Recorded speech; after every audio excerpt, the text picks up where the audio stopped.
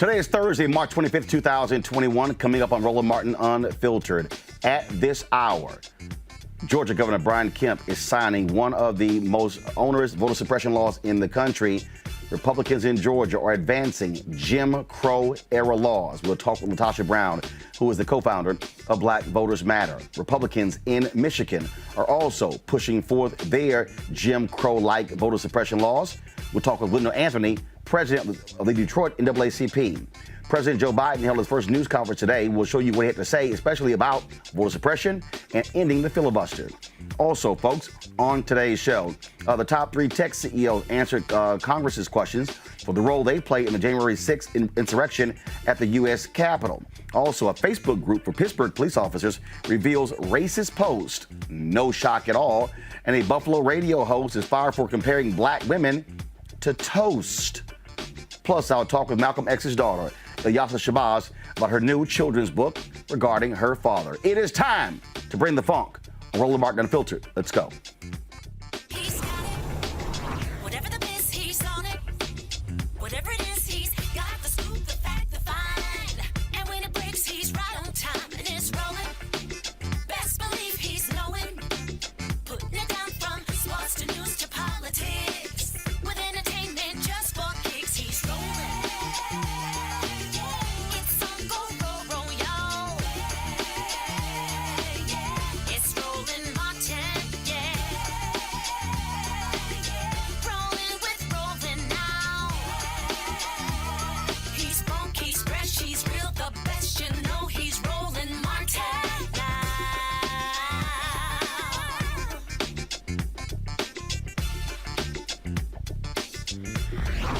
Martin.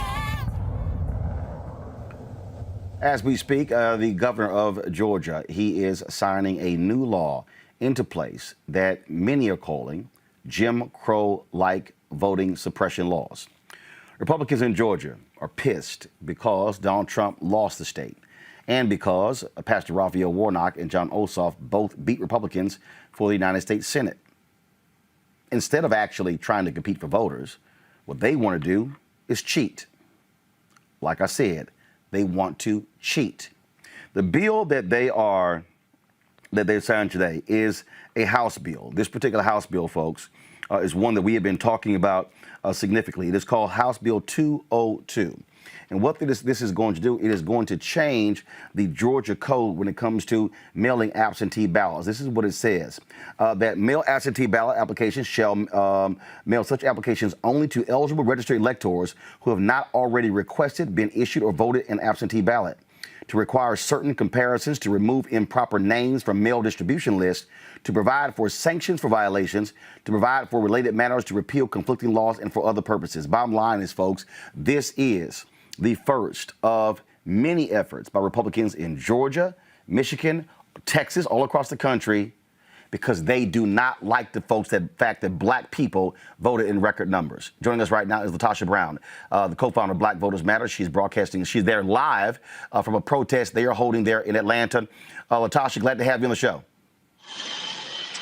You know, we are out here right now. I am out at the airport. We have probably about 150 protesters. We're out on the concourse, on the Delta concourse, because one of the things that's deeply disturbing and troubling is that corporations that are based right here in Georgia that receive millions of dollars of support, of public dollars of support to bail them out, that here's an issue that we know is rooted in racism and anti-democratic reasons, that literally we expect them to stand with us. And as you said, in this very hour, Brian Kemp is saying that he's getting ready to sign a bill that is an egregious bill that not only limits voting rights, one of the most egregious parts of it is really based on the political part that the GOP will actually be able to take over the board of elections in the different counties. If they don't like the outcome, they can actually take over that. That in itself is totally anti-democratic. In addition to that, in the runoff election, you will have the Sunday voting. There will be no more weekend voting, no more Sunday voting, which what we know is black people vote 10 times greater than any other constituency group on Sunday. In addition to that, it's still the provision that criminalizes organizations like mine that give voters who've been standing in line an hour, 2 hours, 3 hours, 8 hours, water and snacks to provide some comfort care for them. So the bottom line is this is a terrible, terrible bill. It's a bill that was really designed to be punitive, to punish black folks for coming out in record numbers, but can't stop, we won't stop. We're not gonna stop. And so now we're out at the airport. We're doing a protest at each of these companies every day this week. Today we're focusing on Delta because there's no way that you can actually be a homegrown company in Atlanta, Georgia, and not stand with the people that built your company. What they are doing, Latasha, not only that, they are stripping this Republican Secretary of State, stripping power from him, removing him as the head of the state election board. That's one of the things that they are doing. And then, of course, you have, and this is just so people understand, this is the nonsense that Brian Kemp actually said earlier today on Fox News. Listen to this. Okay, I'm not sure why you guys are not seeing, but give me 1 second. We're going to pull this video up because I definitely want to play this because y'all need to understand exactly what's going on. I'll have it set up in a second. Latasha, I want to go back to you again. But then they're so pissed off that they actually strip power from the Secretary of State, who's a Republican. And Roland, I am so sorry that it's hard to hear. They've started the chants in the protest. Yeah. So it ain't, if as you hear it echoes throughout the space, so it's hard, it's difficult to hear. I would just say that it is a beautiful, at some point, I will kind of send pictures and videos of what's out here. What you're seeing that Asian American voters, they're black voters, they're white voters, they're members from the labor union, they're members from ACLU, Black Voters Matter, NAACP, Georgia Stand Up, their organizations, labor unions, businesses, people who are standing out there saying that this bill is bad, even though the focus has been black voters, it is bad for all Georgia voters, and we're not going to stop. We're not going to stop. We're not going to take this. We know that we're in a prolonged fight, but that's what we're here to do because black voters do matter. Latasha, can you actually just flip your camera just so we can see the protesters who are out there?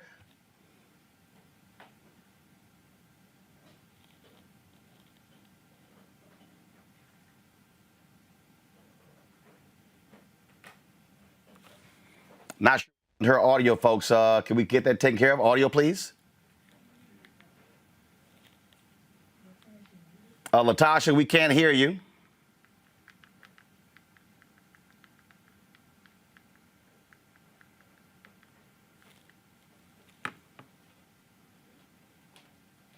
So I think Latasha may have hit her mute button, folks. But you see, as she said, about 150. No, go back to the video, please. Go back to the video. There we go.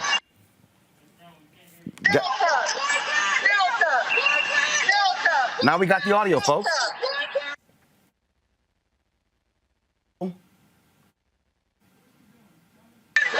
Thank you. Leave the audio.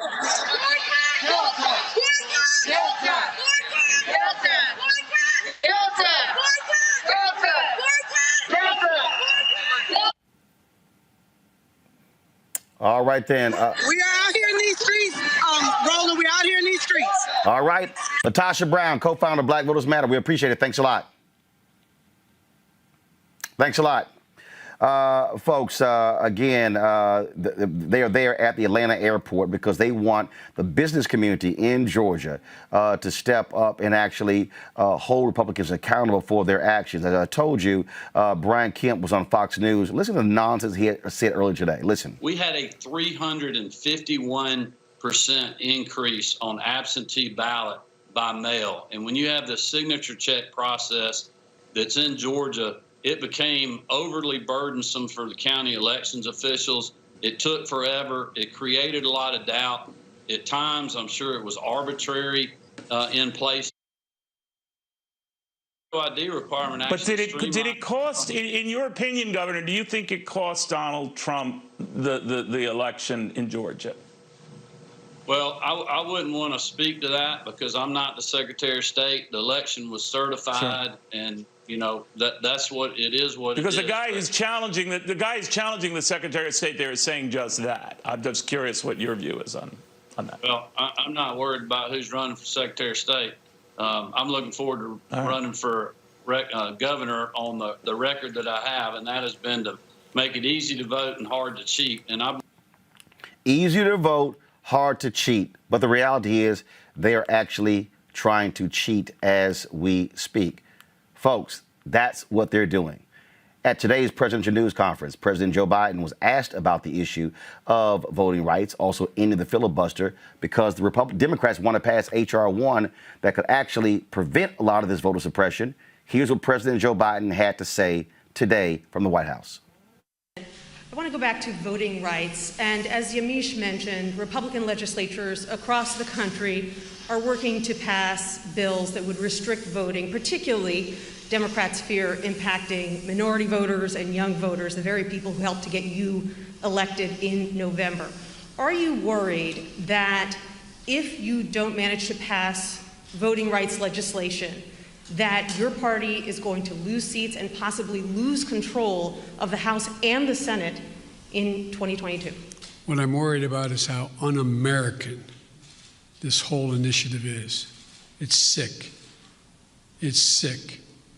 Deciding in some states that you cannot bring water to people standing in line, waiting to vote. Deciding that you're going to end voting at 5 o'clock when working people are just getting off work. Deciding that there will be no absentee ballots under the most rigid circumstances. It's all designed, and I'm going to spend my time doing three things. One, trying to figure out how to pass the legislation passed by the House, number one. Number two, educating the American public. The Republican voters I know find this despicable. Republican voters, the folks outside this White House. I'm not talking about the elected officials. I'm talking about voters. And so I'm convinced that we'll be able to stop this because it is the most pernicious thing. This makes Jim Crow look like Jim Eagle. I mean, this is gigantic, what they're trying to do. And it cannot be sustained. And do everything in my power, along with my friends in the House and the Senate, to keep that from becoming the law. Is there anything else you can do about it besides passing legislation? The answer is yes, but I'm not going to lay out a strategy in front of the whole world and you now. Thank you very much, Mr. President. I have a question for you, but first, I'd like to follow up on a question from Yamiche, and that's on the filibuster. That counts as a question, but go ahead. Okay, I'll make it quick. It's a quick question. You can. Regarding the filibuster, at John Lewis's funeral, President Barack Obama said he believed the filibuster was a relic of the Jim Crow era. Do you agree? Yes. If not, why not abolish it if it's a relic of the Jim Crow era?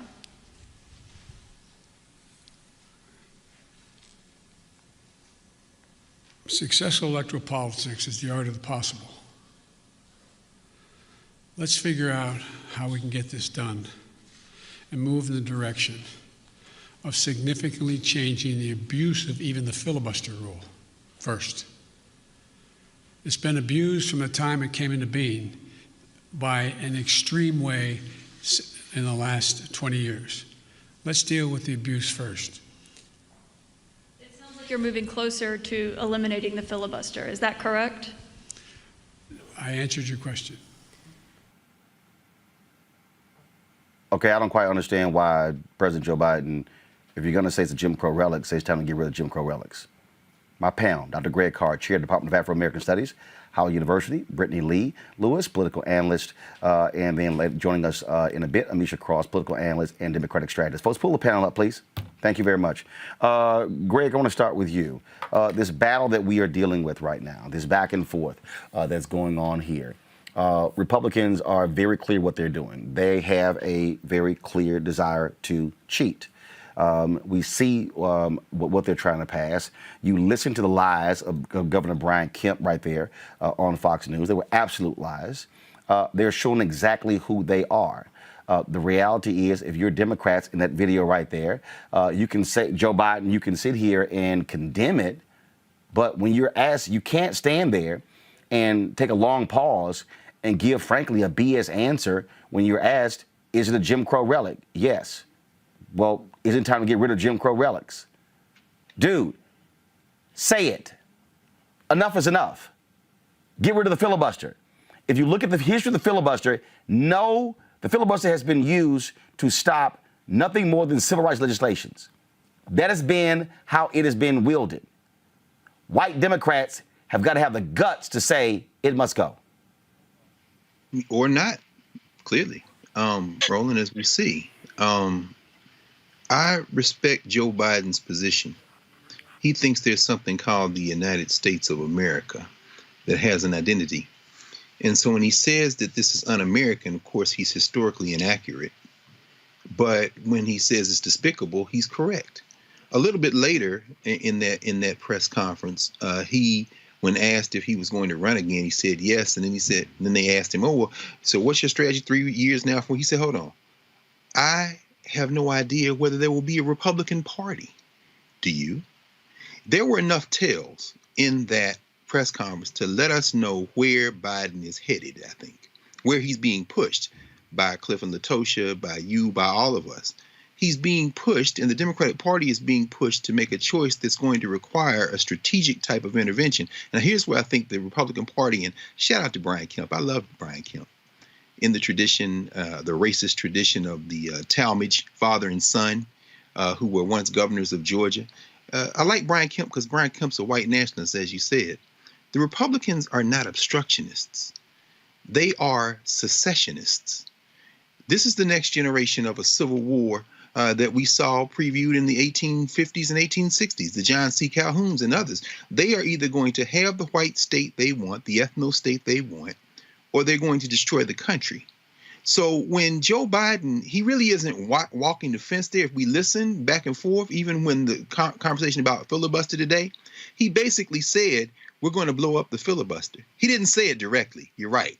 Because I think that would overplay the hand. I think his strategy finally, and the strategy of the Democratic Party is going to be to try to use the momentum of these polls and the voters. That's why he talked about the Republican voters, to get them in a position to try to either tiptoe past the graveyard, retain a majority, flip the Senate in a year and a half, and then move forward. Or, and this is what I think is more likely is going to happen, they're going to abolish the filibuster if they can't get the talking filibuster as a compromise. They're going to abolish the filibuster sometime this summer at the latest. Joe Manchin, you blow-dried fake cosplay coal miner. Joe Manchin, you tool of the special interest. Joe Manchin, it's over, baby. Your country's over. And you're going to have to make a decision as to whether or not you're going to stand by while black people, brown people, and other folk put Coca-Cola, put Delta, put Home Depot on blast, and ultimately show these white nationalists that we're not about to bow down. We need some villains. Shout out to Brian Kemp. Good job, baby. Brittany, the thing here as we look at this whole deal, and Dr. Carr's absolutely right. I mean, Joe Biden, President Biden, has been cagey in terms. He knows they have no choice but to get rid of the filibuster. They don't want to say it because they don't want to, rile up Republicans. But here's the whole deal. You got no choice. You have no agenda. You cannot pass all these bills through reconciliation. And then you have Kristen Sinema, who has to be stuck on stupid because this is going to impact her running for re-election. The Supreme Court is voting on, deciding on a lawsuit challenging Section 2 of the Voting Rights Act, specifically in Arizona. Okay? That's clear. Manchin can run around and defend this whole nonsense, and they can all this little cute ass game of all bipartisanship. But Ball don't lie. He said he stripped certain provisions out of the COVID relief bill in order to garner more support. It passed 50-49. Joe Manchin didn't get one vote. See, so all this little cute talk of, oh no, we got to secure more votes. You're not going to get it because the Republicans are playing a level of hardball that Democrats don't necessarily want to be able to counter. Call me 1 second.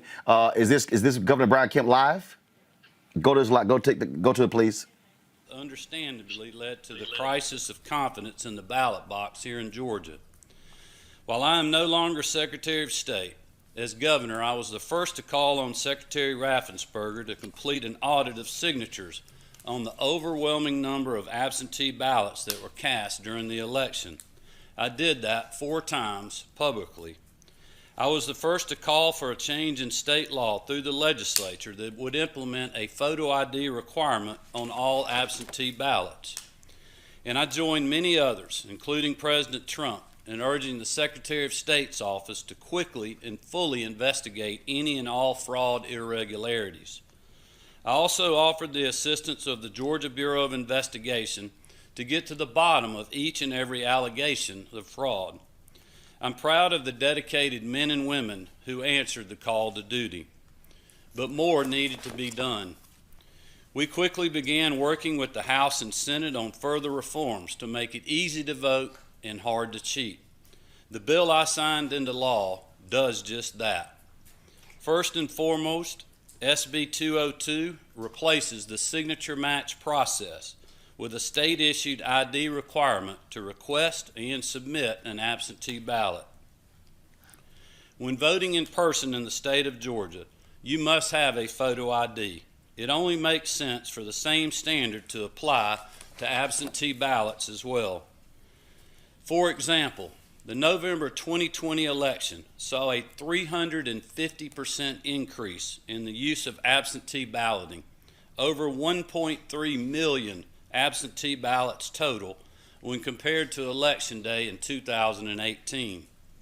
This obviously led local election workers to have to process far more ballots using a time-consuming, labor-intensive, and at times arbitrary process. By moving to a state-issued ID requirement instead of a signature match, Georgia will dramatically streamline the verification process on absentee ballots.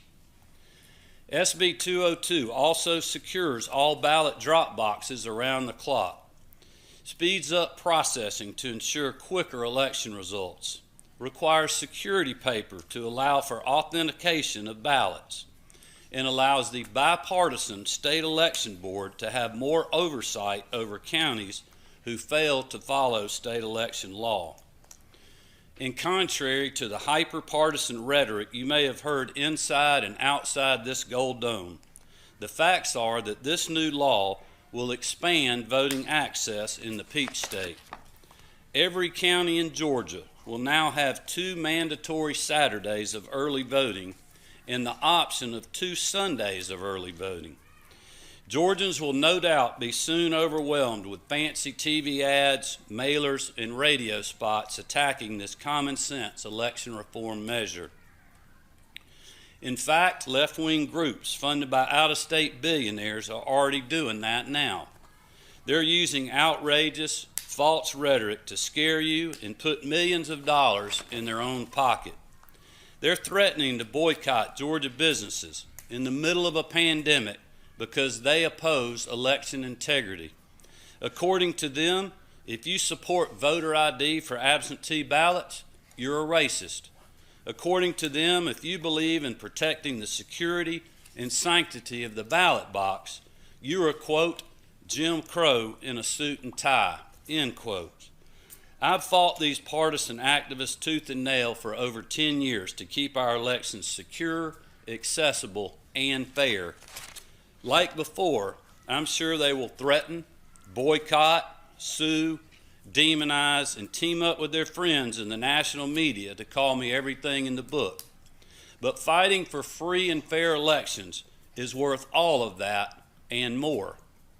Standing up for the constitutional rights of all Georgians is part of the oath I took as your governor, and you have my word, I will continue to uphold that oath.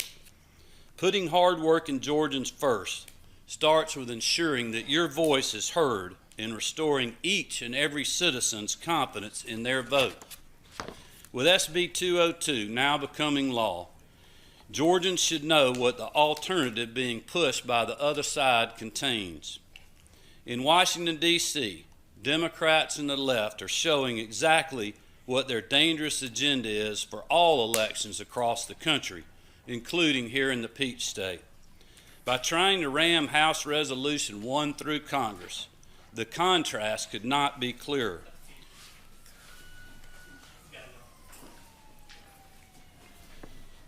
While strengthening our voter ID laws here in Georgia, H.R. 1 would remove ID requirements on voting. What's the problem?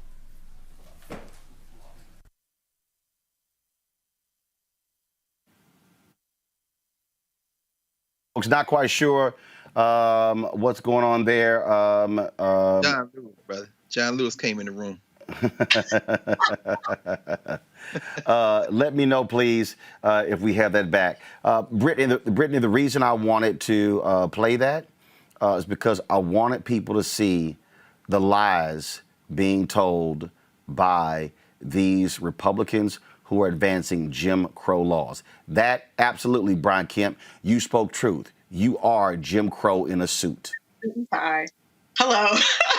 I mean, we know this though, Roland. We know that this is a backlash to the historic voter turnout. But this isn't just. I won't even say it's necessarily just specific to this moment, right? This has been ongoing, right? This is the GOP's plan, is to ensure if they can't actually get people to vote behind their ideologies and their beliefs and their policies, that they're just going to make it impossible for Black and brown folks who have a different worldview to vote. So I'm absolutely not surprised. And I love what Dr. Carr was saying earlier.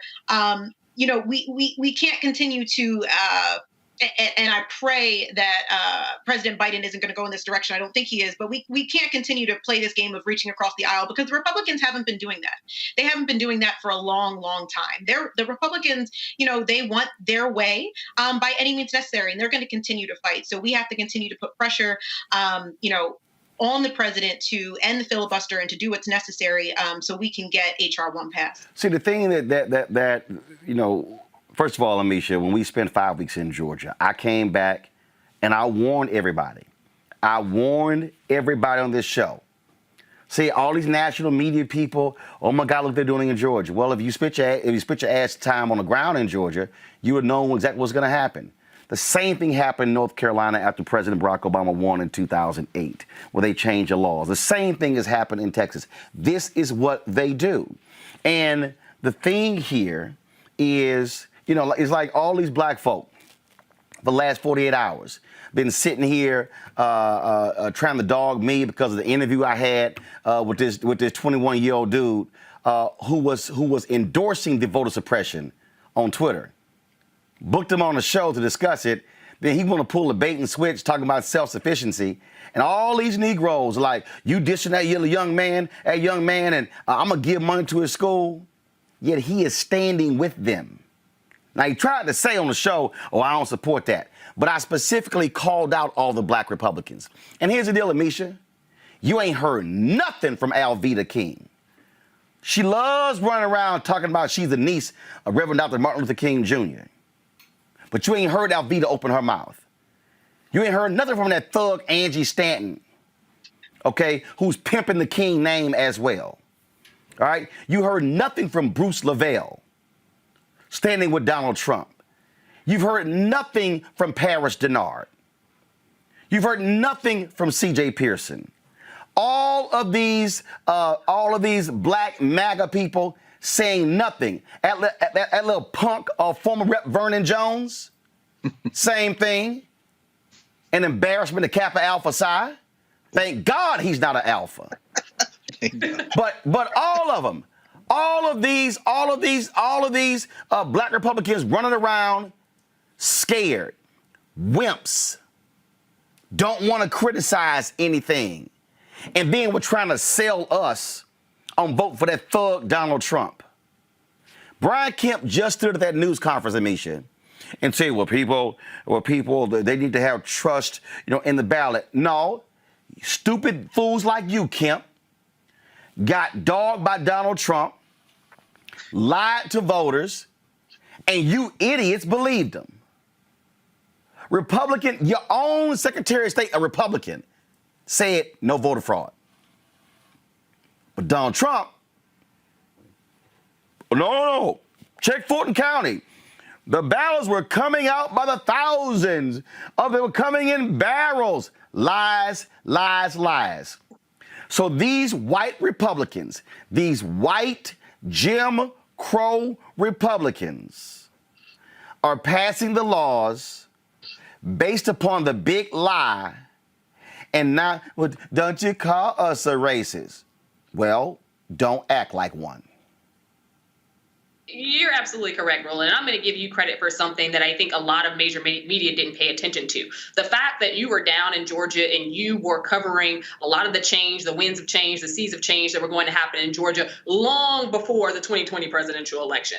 And I think that with that, you also illuminated the fact that a lot of people who had previously not voted, folks who hadn't voted for years, were now going to come out, and they were going to come out in droves. Black organizing has the power to bring out multitudes of people. And I think that what we're seeing in Georgia, and what we're definitely going to see in other places as well, particularly battleground states where the Black vote made the decisive victory for Joe Biden, is that state legislatures are largely still run by Republicans. And to Brittany's point earlier, these voter suppression tactics aren't new. As a matter of fact, during Barack Obama's 8 years, we saw more voter suppression bills passed at the state level than we've seen since the 1950s. This is something that has been in the works for a while now, and largely because the ideology among Republicans has always been that we have to stop progress. We have to stop gains. And the way to keep America looking the exact same way and to keep white supremacy intact is to ensure that Black people don't have access to the ballots and Black people don't have access to the vote. And I think that what we're seeing in Georgia is part and parcel of what we're going to see in several states across this country if we don't see action at the federal level. It's the Voting Rights Act, the reauthorization of it, but it's also making sure that the Constitution is upheld.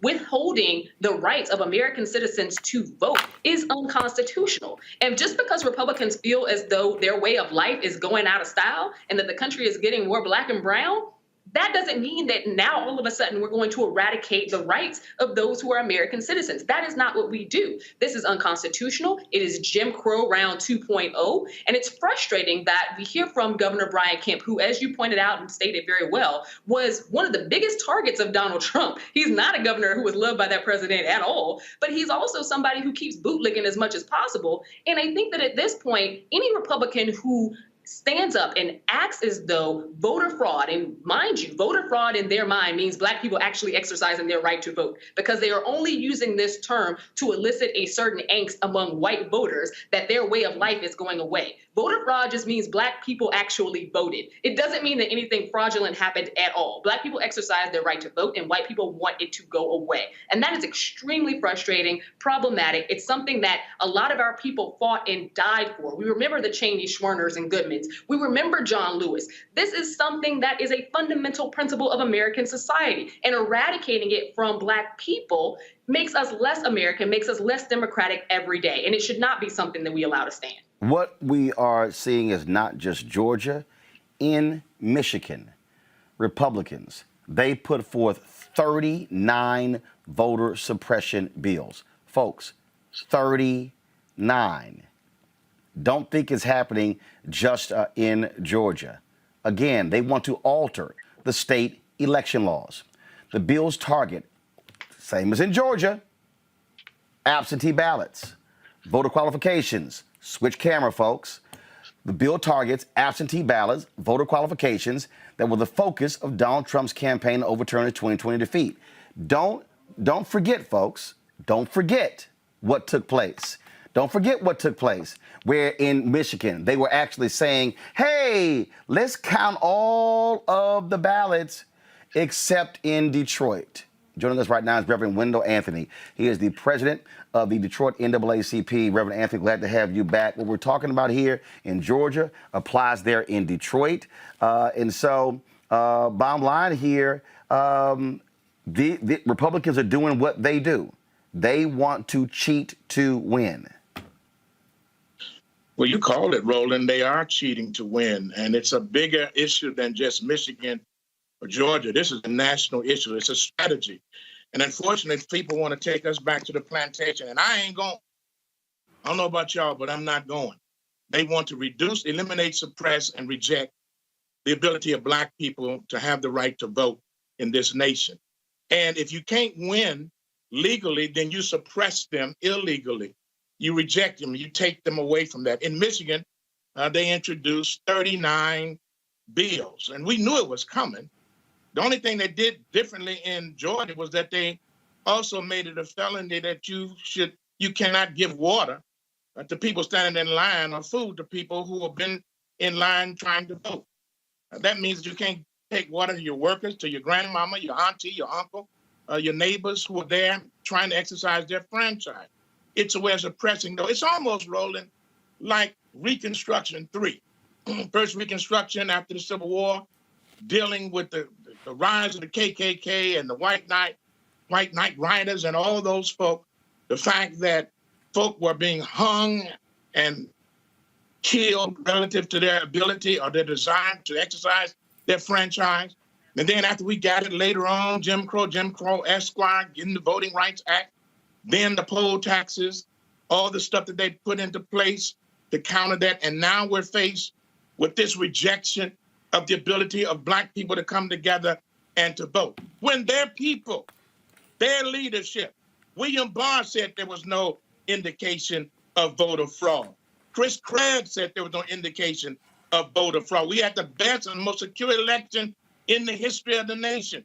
You remember when Mike Pence and Chris Kobach was put in charge of the bogus Integrity Commission, Voter Integrity Commission. They went out of business because they could not find any voting disparity issues.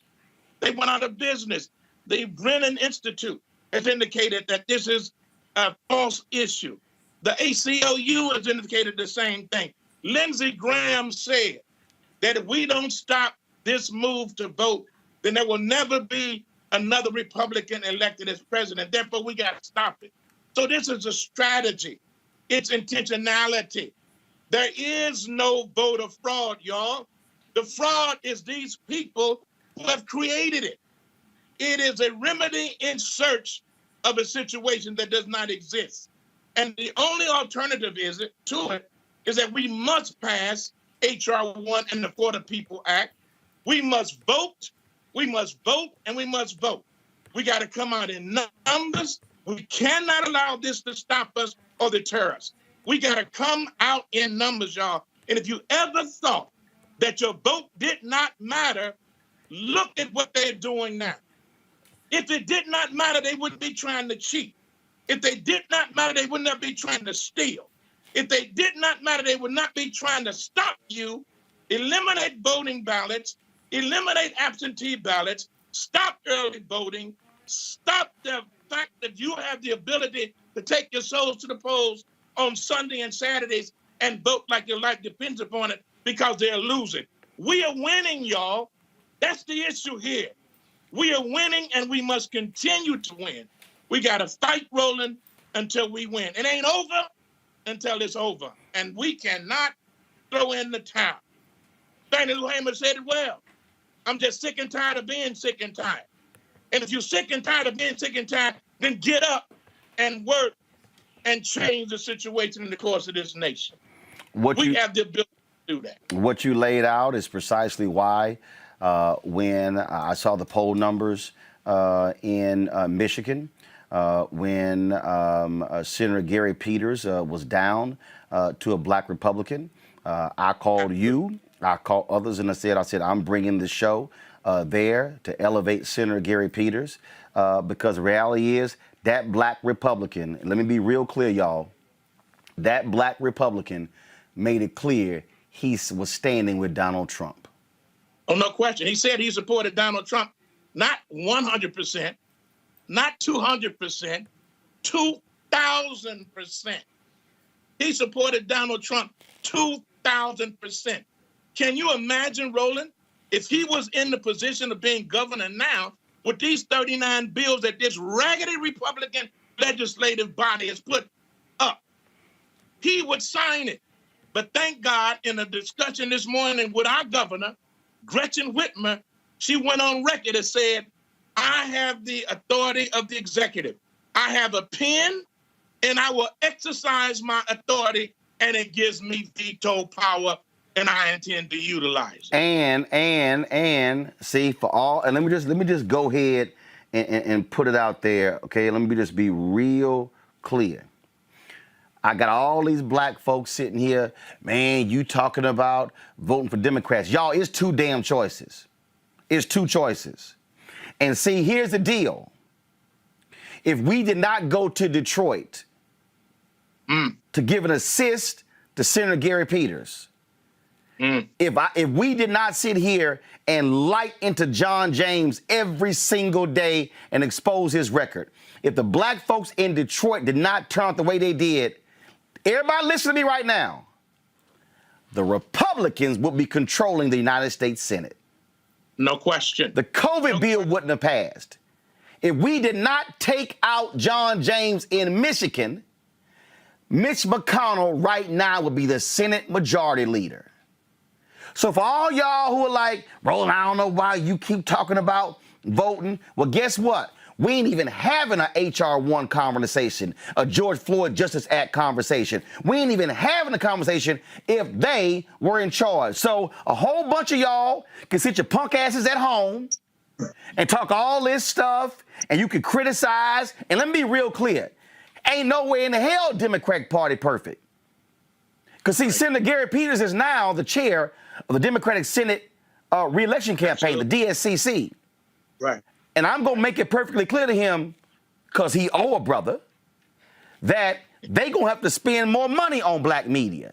They're going to put more resources in these campaigns. But see, Reverend Anthony, what gets on my nerves are all these fake-ass black YouTube historians, these wannabe folk who can't even carry Greg Carr's bag, who think they know politics, and they spread BS, and then folks like, well, man, I ain't gonna vote, I ain't gonna do nothing. Well, if you don't think public policy has an impact on your life, you are out of your mind. Can you imagine where we would be if Trump was still in the White House? If we did not have Ossoff and Warnock as senators, and certainly if we did not have Gary Peters here, we would be in a whole different situation. And I'm simply saying we cannot afford to go back. We cannot afford to lose our ace in the hole. Our ace in the hole is our vote. And if you're not exercising that, you are playing into what they have put forward. The country is changing demographically. Ain't nothing we can do about it. Ain't nothing they can do about it. It's becoming more and black and brown, whether we like it or not. And the reality is, Roland, we have never done to other people what has been done to ourselves. Now, we might treat each other bad, but we've never done that to other folk.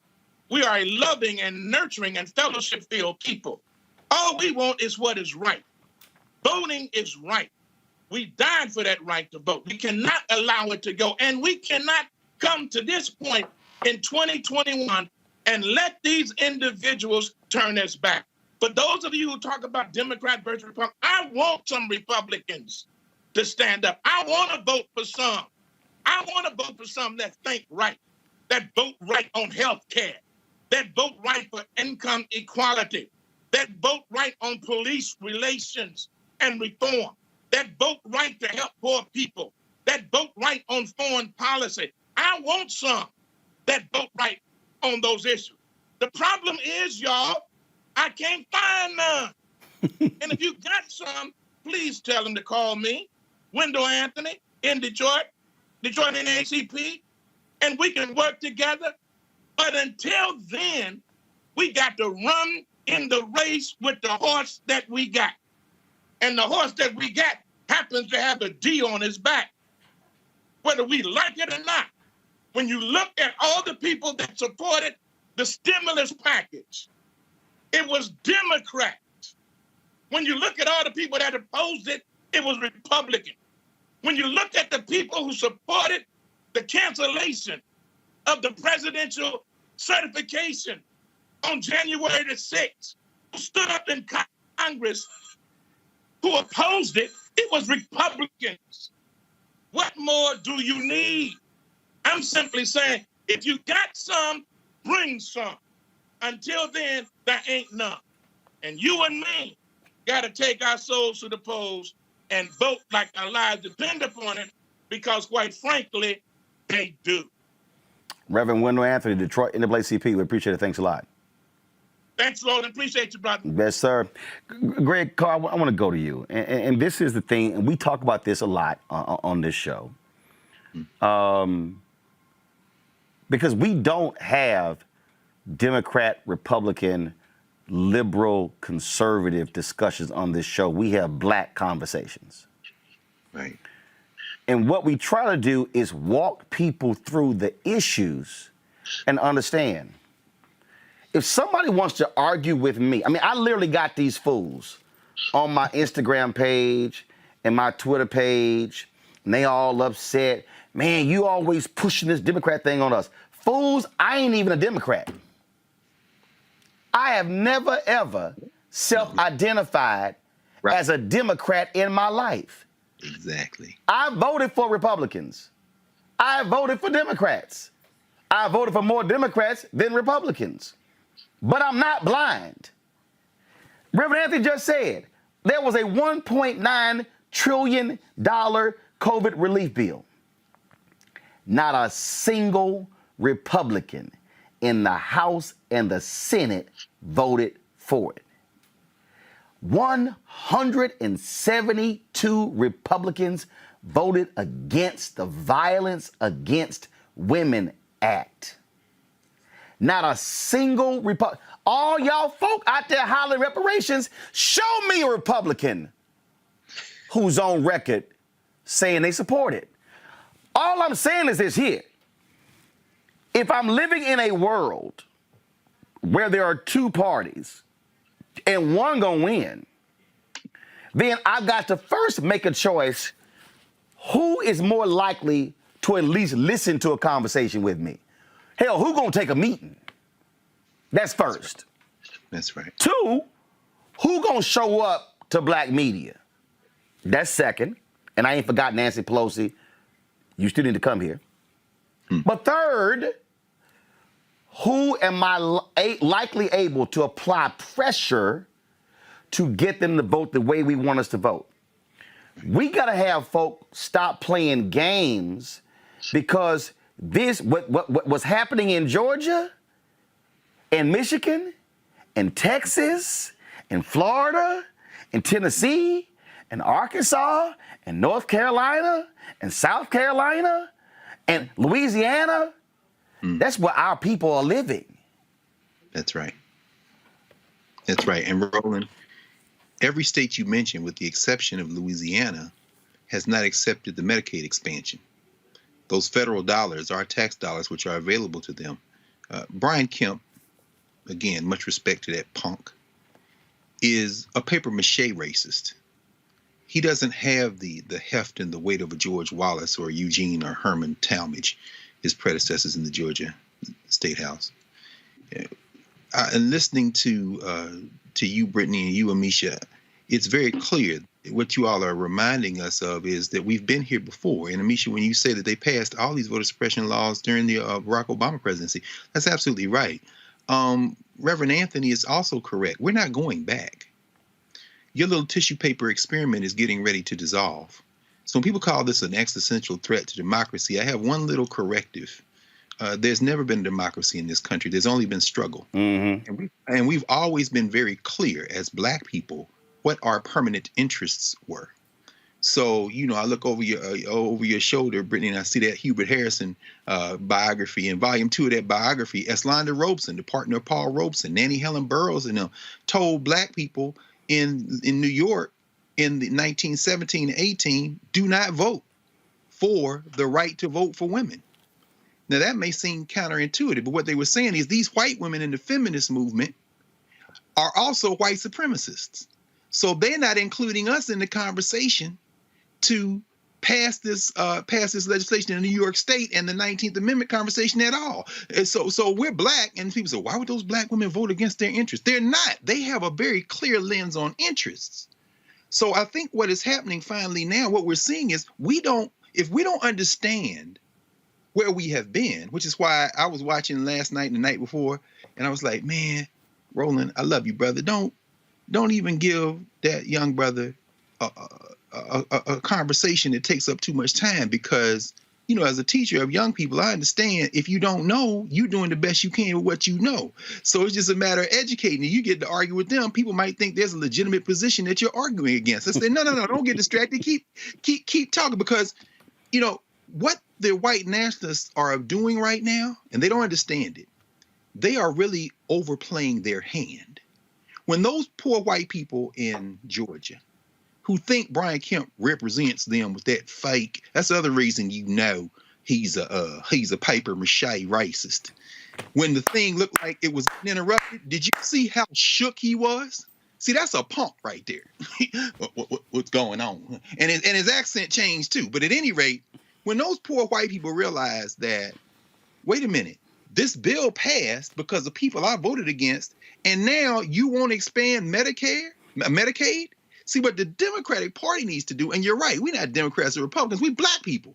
What the Democratic Party needs to do is move to these southern states, because it's the Confederacy, Tennessee, North Carolina, Mississippi, Florida, Texas, along with Wyoming, South Dakota, Wisconsin, Kansas, that have not expanded Medicaid. And so now when the election comes up, you need to run on that and say, see, you think that's your friend, but you can't go get no health care because they have decided that they're going to put your whiteness over your life. And they're overplaying their hand. Finally, this, I say, it's very interesting. This is to all the black folk who say the parties are the same. That's incredibly naive.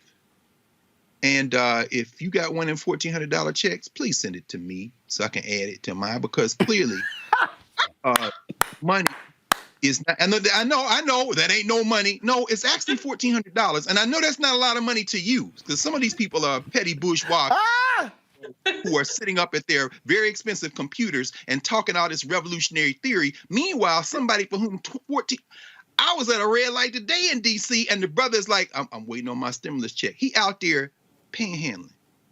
So y'all go look that brother in the face and tell him the parties are the same. Man, just be quiet.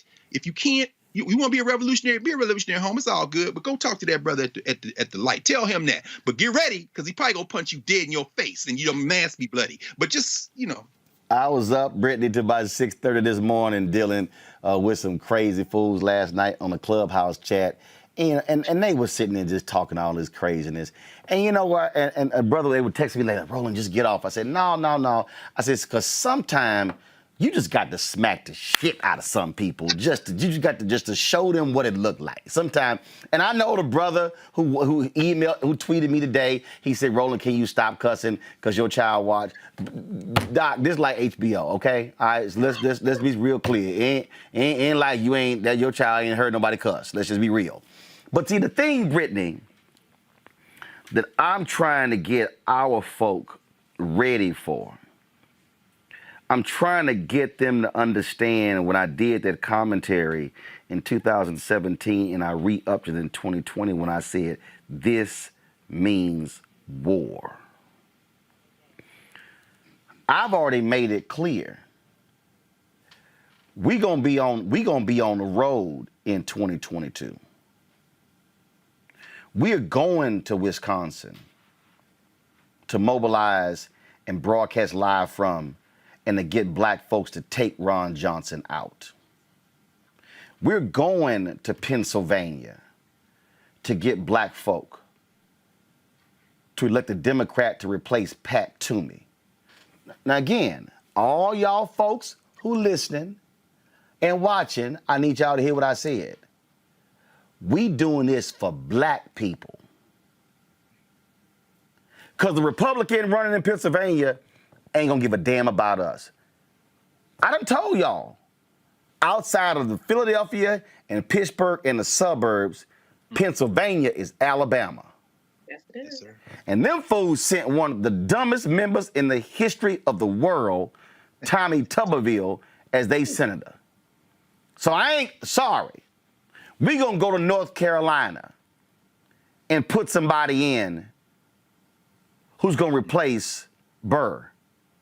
Because see, let me remind y'all, and that was an uptick in black voter turnout for Tom Tillis against Cal Cunningham.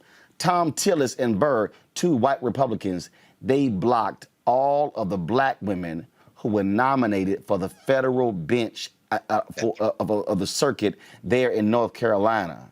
That's right. See, y'all keep want to play games with this. And I know Marco Rubio, Democrats trying to figure out what we're going to do in Florida. Oh, he's invincible. No. We're going to go to Florida because we got to take out Ron DeSantis and Marco Rubio as well. I'm saying all of this because, oh, by the way, and we damn sure going to Georgia to take Brian Kemp's punk ass out. Gotta go. And we damn sure go to Georgia to re-elect Raphael Warnock. Hello. So all the black folks out here who are watching, y'all need to be prepared because they already control the Supreme Court 6-3. If we play games and they control the Senate, they control the federal judges. They control the public policy. Y'all don't play games with your children's future by being stuck on stupid in 2021. Brittany, go ahead.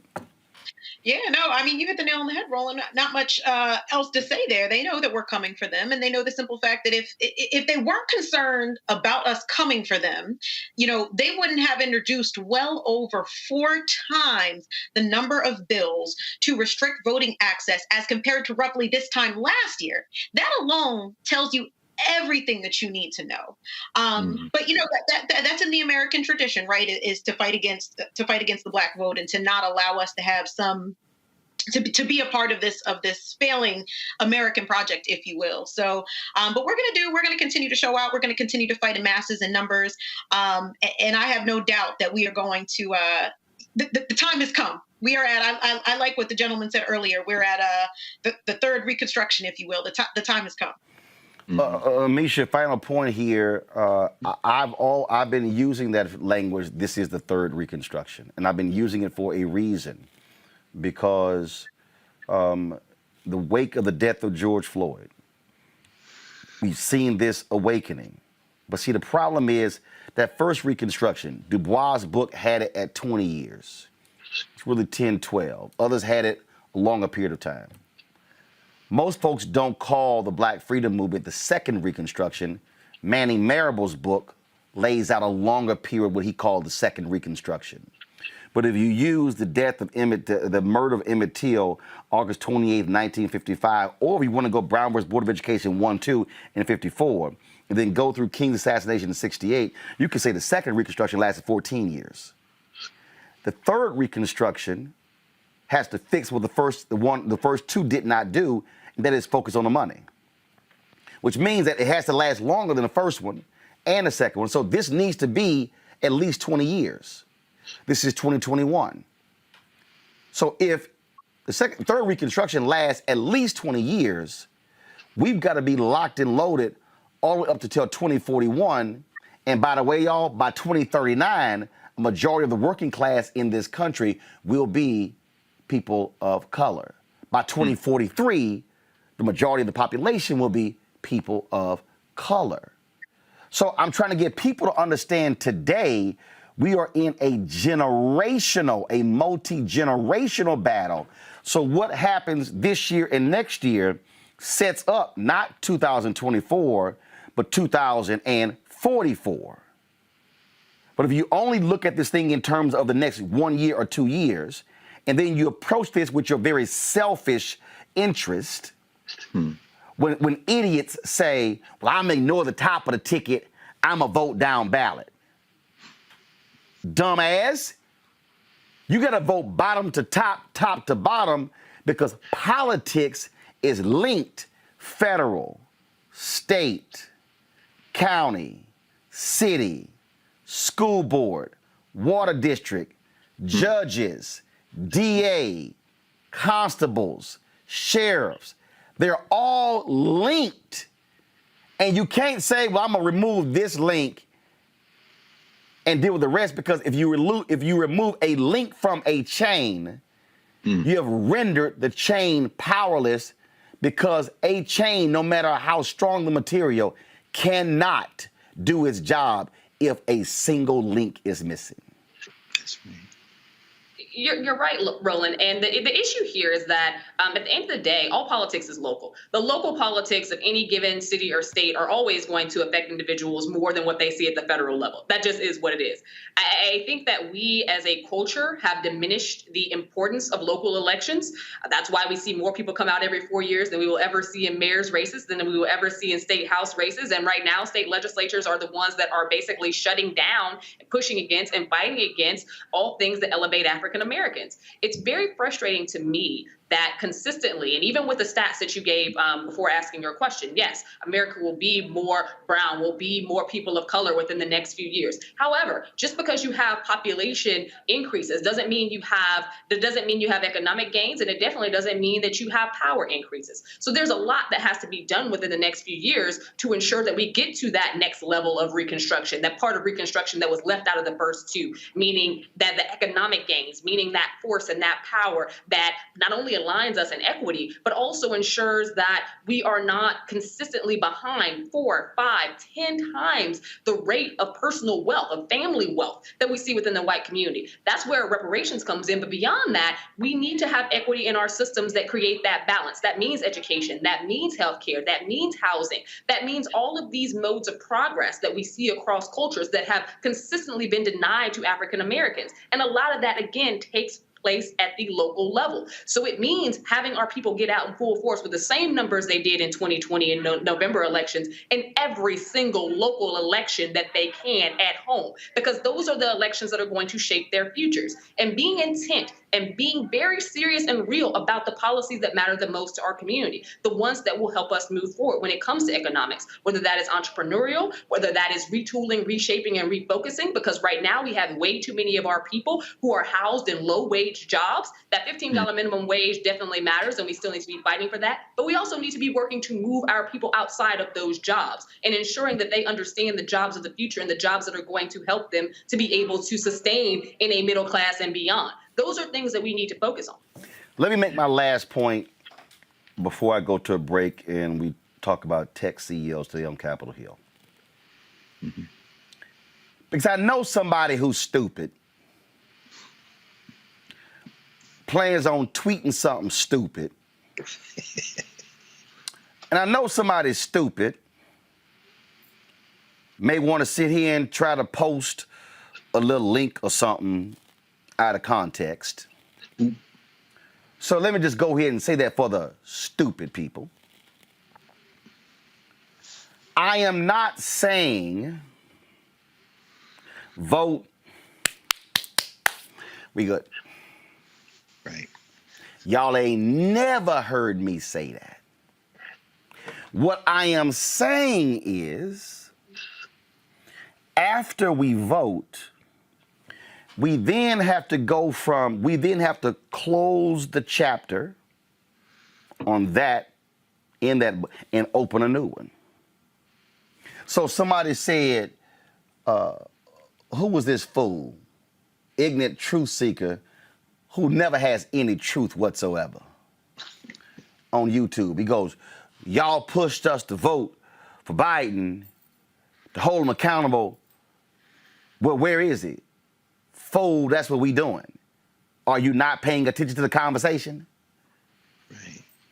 I had a fool tell me, Greg, well, see, that's why we should have got the tangibles and the commitments before he ran. He can't pass a bill. Civics 101, many people clearly have failed. Joe Biden, President Biden and Vice President Harris could have promised the world. Congress passes bills. They can advocate, they can't pass bills. In fact, civics lesson, a president can't even introduce a bill in Congress. Right. They can write it, they can prepare it, but they literally have to give it to their party to present. So what we are doing is holding President Biden accountable. See, all these folk who've been running their mouths this week about Tamika Mallory. See, this is what happens when your target is wrong. Y'all find what Tamika said at the Grammys and let me know when y'all have it ready. All this week, folk have been trashing and dogging Tamika and Black Lives Matter and Ben Crump and Sean King, all based upon comments from Samara Rice and Lisa Simpson. But here's the problem with that. While y'all been talking about Tamika, y'all ignored what she said in the speech. She said, we got to hold Joe Biden accountable. Do you see what happens when you get off focus? Play it. It's a state of emergency. It's been a hell of a year. Hell for over 400 years. My people, it's time we stand. It's time we demand the freedom that this land promises. President Biden, we demand justice, equity, policy, and everything else that freedom encompasses. And to accomplish this, we don't need allies. We need accomplices. It's bigger than black and white. This is not a trend. This is our plight until freedom. She specifically said and looked at the camera, President Biden. But the whole discussion this week has not been on Biden. It's been on her, literally just speaking at the Grammys.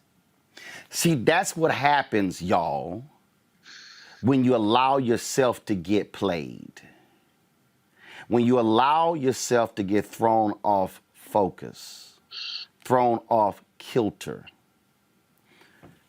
Biden could not, as Greg noted, he couldn't come out against the filibuster, which means that black folks, y'all should be calling Joe Manchin's office every single day. Come on. Y'all should be calling Kristen Sinema's office every single day. And Tim punk ass Scott too, Roland. Yep, Senator Tim Scott, who is no Senator Ed Brooke. That's right. That's right.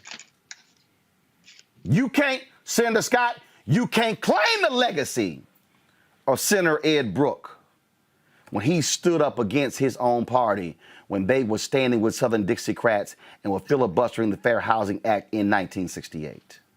That's right. You, Senator Tim Scott, you are no Colin Powell, who went to North Carolina and while the governor was sitting in the audience, called him out for this voter suppression laws.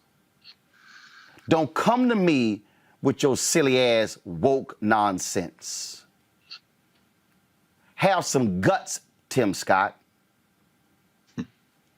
Find some roots in your shrimp and grits.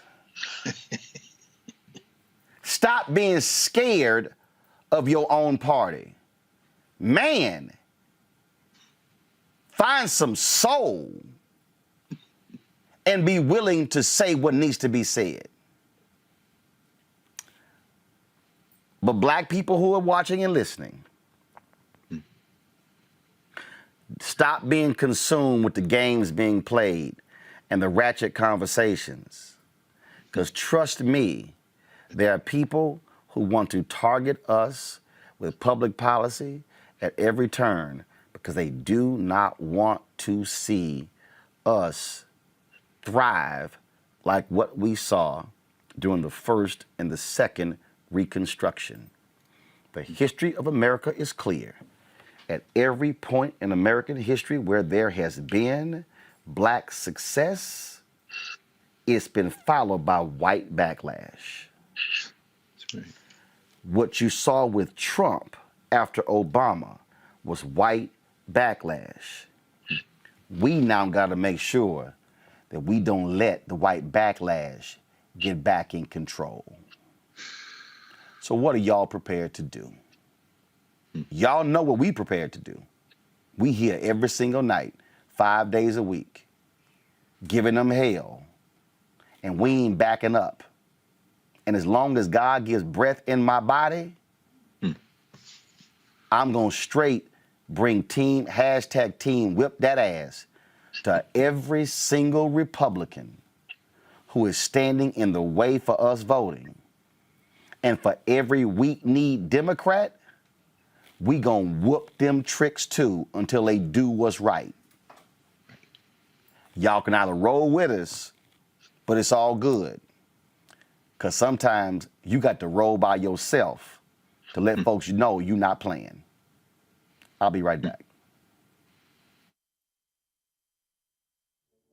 Georgia lawmakers have unleashed an all-out attack on voting rights this year, including through the introduction of more than 80 anti-voting bills since the legislative session began in January. Two of the worst voter suppression bills in the nation right now are SB 202 and HB 531, and they are rapidly moving through a flawed and non-transparent process in the Georgia General Assembly. It should come as no surprise that these bills are in reaction to increased participation by Black voters. That context is critical to understanding the purpose and impact of these voter suppression bills. Georgia lawmakers want to restrict voting access by significantly restricting the use and availability of secure drop boxes, by restricting the ability for voters to cast provisional ballots, and by adding new ID requirements for absentee voting. They're also seeking to allow for unlimited voter challenges, which is particularly troublesome given that just this past January 2020 runoff, tens of thousands of Georgia voters were subjected to baseless, untimely, and potentially discriminatory voter challenges. Georgia lawmakers want to criminalize people for giving out free food and water to voters who are standing in extremely long lines, can last anywhere from 2 to 5 to even 10 hours.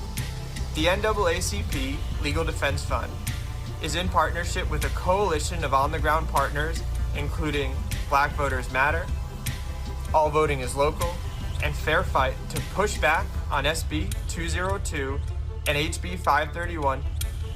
If you live in Georgia, please call the Georgia General Assembly line and ask to be connected to your representative. Tell them to vote against SB 202 and against HB 531. If you live outside of Georgia, you can still help by contacting your U.S. senators and asking them to support H.R. 1, the For the People Act. Please call your elected officials today and join us in the fight to protect voting rights. Hey, I'm Donnie Simpson. What's up? I'm Lance Gross, and you're watching Roland Martin Unfiltered.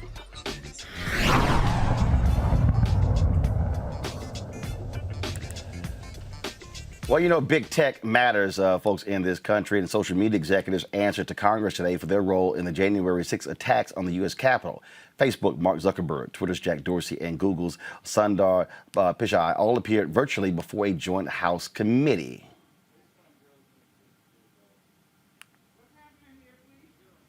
Y'all want to roll a video today?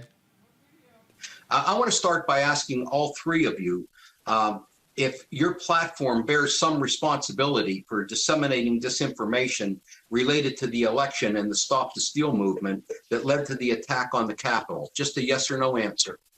Mr. Zuckerberg. Chairman, I think our responsibility is to build systems that can help. Mr. Zuckerberg, I just want a yes or no answer, okay? Yes or no, do you bear some responsibility for what happened? Congressman, our responsibility is to make sure that we build effective systems to help fight this prejudice. The gentleman's choice is not to answer the question. Mr. Pichai, yes or no? We always feel a deep sense of responsibility, but I think we worked hard. This election effort was one of our most substantive efforts. Is that a yes or a no? Congressman, it's a complex question. Okay, we'll move on. Mr. Dorsey.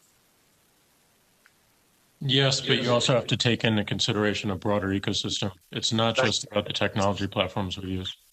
Thank you. Thank you. And I agree with that. Other concerns include disinformation and extremist campaigns that flourish on social media. Joining me now is social media analyst and diversity strategist Shireen Mitchell, Dr. Dominique Harrison, Director of Technology Policy at the Joint Center for Political and Economic Studies. Dominique, I want to start with you. This is what I find to be quite interesting in this conversation. You saw the members saying, hey, do you take responsibility? These tech companies they must confront lies and misinformation with their desperation for profits, especially Facebook.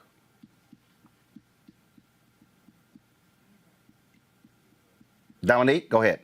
Yeah, I'm sorry. So, yes, thank you so much for having me on. I really appreciate the opportunity. Totally agree with what you just said. I watched most of the hearing today. A lot of things stood out to me. First was there is a lack of, recognition around the kind of challenges that are facing Black people as a result of the platforms that they own. We know that online platforms can exacerbate discrimination, voter suppression tactics, and race-based extremism. What we don't know is the extent to which the government needs to regulate tech companies to prevent this kind of behavior. There's a lack of accountability by tech CEOs regarding the roles their platform plays in online disinformation. Their company codes of conduct, ethic boards, stakeholder groups, all kind of self-policing activities are not enough. And the American public has no real knowledge about the enforcement of the disinformation policies adopted by these companies or their effectiveness. We lack a full understanding of the impact of disinformation on Black communities and other communities of color. And we only receive that kind of information when an outside group does research on the company and their kinds of services, and with that we learn about the harms that those technologies have on communities of color. So social media companies need to be providing more transparency and accountability about the enforcement and effectiveness of their moderation policies, because they need to understand that there are real world consequences for what people do online. We saw that in the January 6th insurrection on Capitol Hill, right? Social media companies were slow to move racist, abusive, and hateful language long before that happened. And it wasn't until advocacy groups started saying that, you have to take off this content, you have to moderate what you see online, because it can end up in having what we saw on January 6th. So what we're advocating for at the Joint Center is that Section 230 be reformed, right, to say that tech companies can't say that they have liability.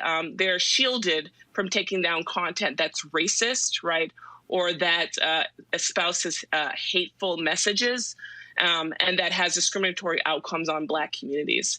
So that's just a little bit of what I saw today. Shireen, when I talked about, again, the business plan, the reality is this here. Facebook has made billions off of the misinformation. The reports have all come out how they, during the last 4 years of Trump, they literally paved the way for right-wing people, Dan Bongino, the Daily Wire, Ben Shapiro, folks like that. Breitbart. They literally changed the rules because they knew these crazy white conservatives, they eat that stuff up and they consume and spend so much time and money there on Facebook. So they've got to own up to them creating the financial system to allow it to thrive for misinformation and lies and terroristic activity to go unabated. So I would have to agree in multiple forms based on this, Roland, in terms of what you're saying. And I also want to agree with what was just said. It's not only that they're benefiting from it, but it's also that they also are profiting from it. They're profiting from the hate. They're profiting from the anger.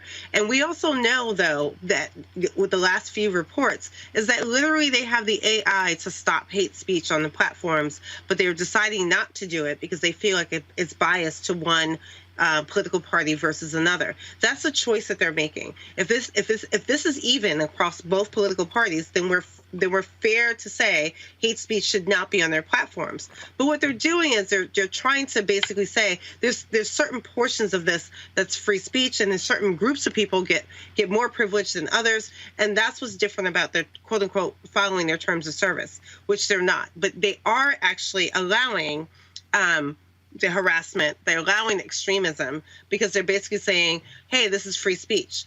What they're doing different in America versus in other countries is that what we're dealing with is them saying, hey, if it's a foreign actor doing this, we will take it down and we will respond to it. But if it's a domestic actor, we'll leave it, because this, the freedom of speech for Americans is different, even though that freedom of speech can include incitement to violence, death threats, or targeting certain groups of people.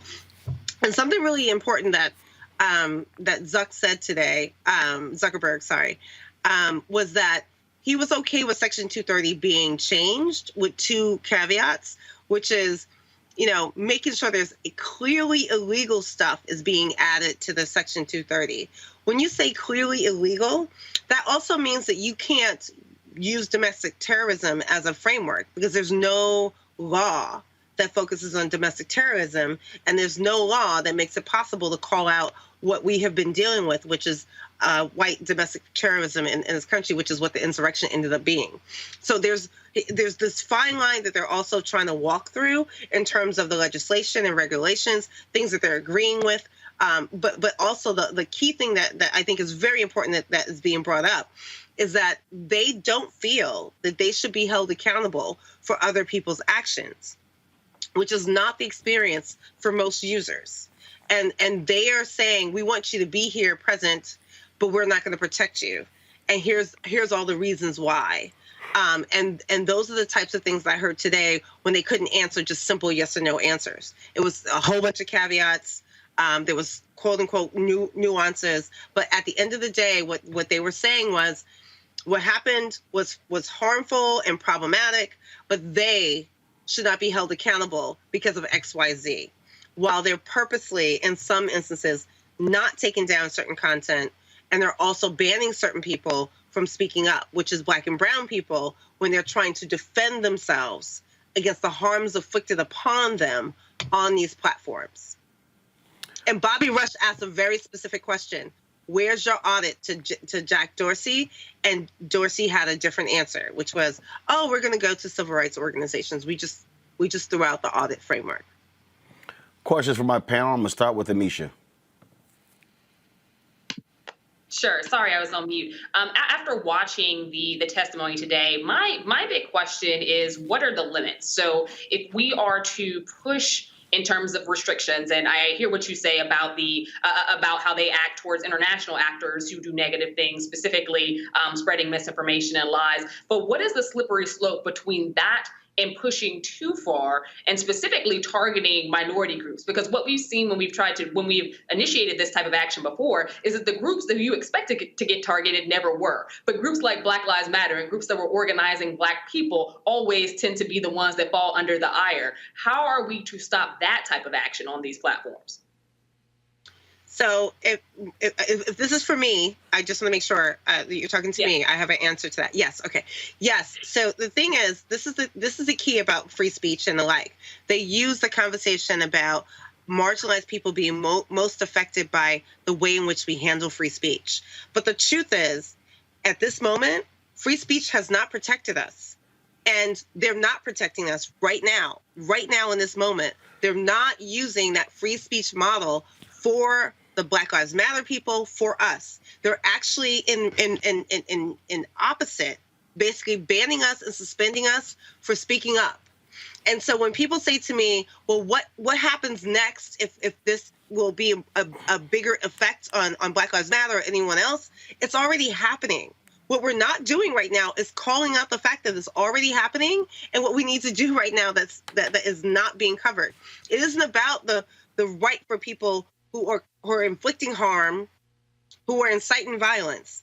We're protecting them over us protecting those people who are being targeted. And we need to rethink that. Brittany, your question for our panel. Yeah, Amisha, I loved your question. That was my question for them, with thinking about that balance, because we know so many of our various activist groups and educators are being shadow banned. They're seeing a decrease in their engagement when they're talking about eliminating white supremacy and talking about organizing via these platforms. But I guess I'm interested in how can we get these CEOs to be more transparent in terms of the ways in which they're using their AI. I just think it's fascinating that they're able so quickly to silence the voices of Black activists, but they are not able to silence, these white supremacists.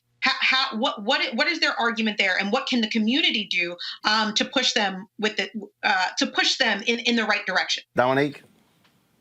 Yeah, those are really great points. I mean, it's important that we understand the algorithms, right? The data sets that they are using, in which their tools operate and how their services operate online, whether it is them providing that information to a third-party entity or giving that information to government.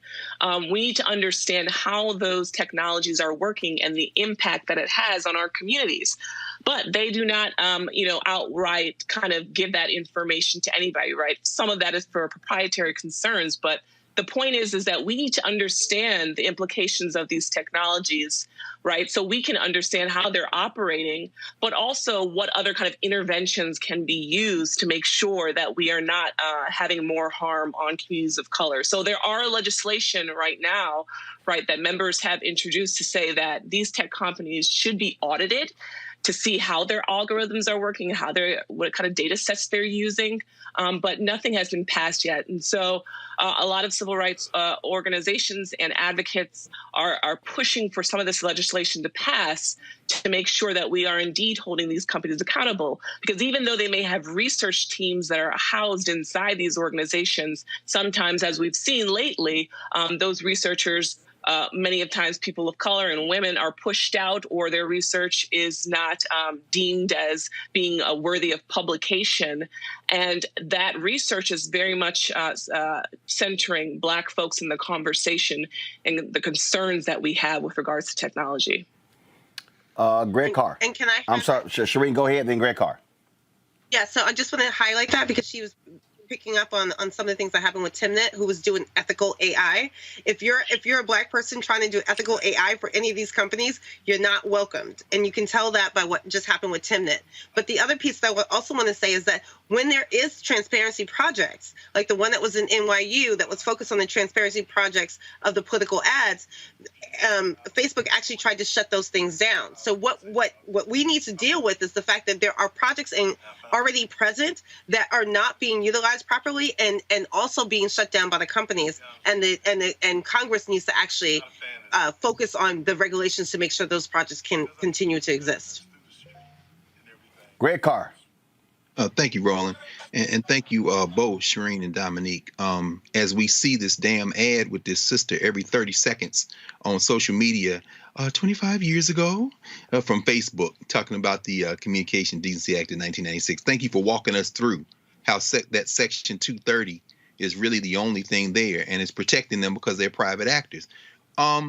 What can we take and learn from attempts in recent years, 2018 with sex trafficking, 2020 with the Earn It attempt, which has some bipartisan sponsorship? What can we learn from these attempts to, quote unquote, regulate, as you say, Dominique, try to regulate the extent to which these private actors can hide behind that third-party content immunity?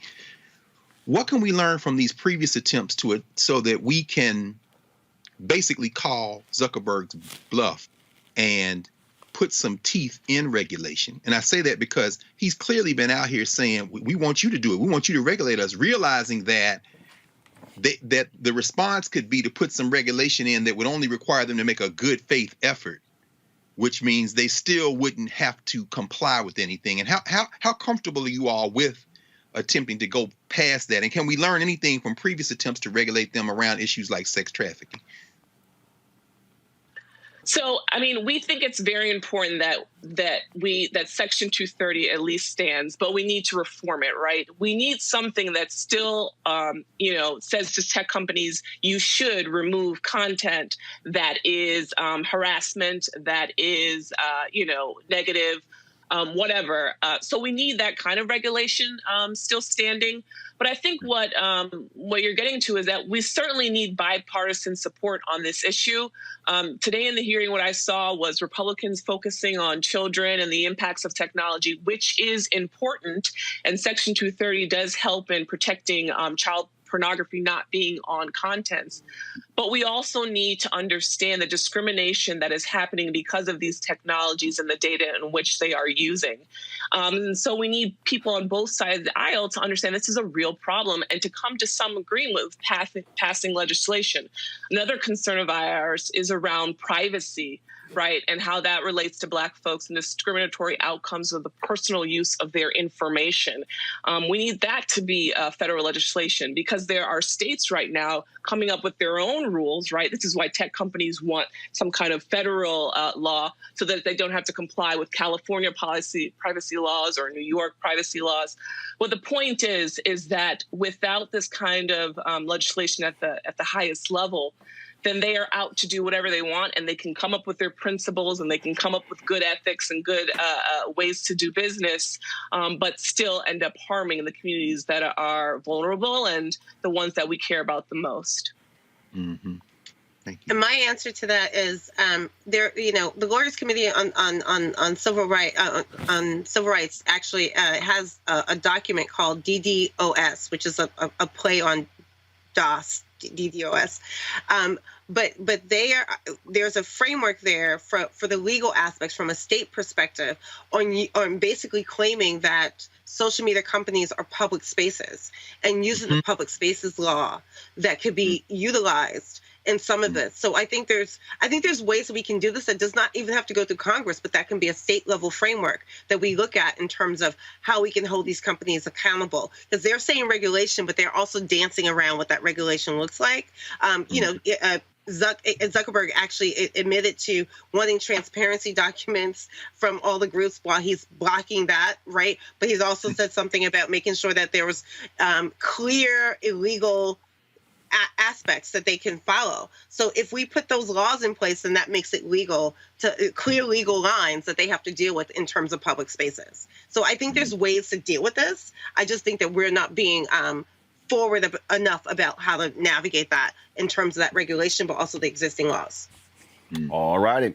Dominique and Shireen, we surely appreciate it. Thank you very much for joining us. Thank you. Thank you for having me. Folks, going to a break. We come back. A Facebook group, private, cops in Pittsburgh. There are racist comments on it. Shocking. Next, on Roland Martin Unfiltered.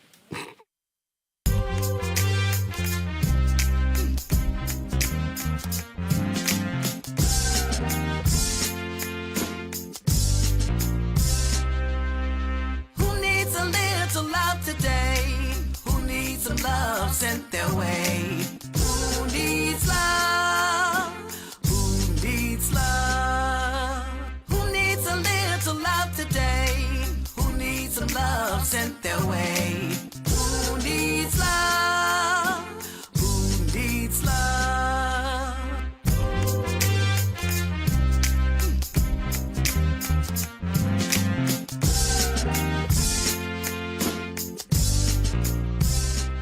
Hi, this is Essence Atkins. Hey, I'm Deion Cole from Blackish. Hey everybody, this is your man Fred Hammond, and you're watching Roland Martin, my man, Unfiltered.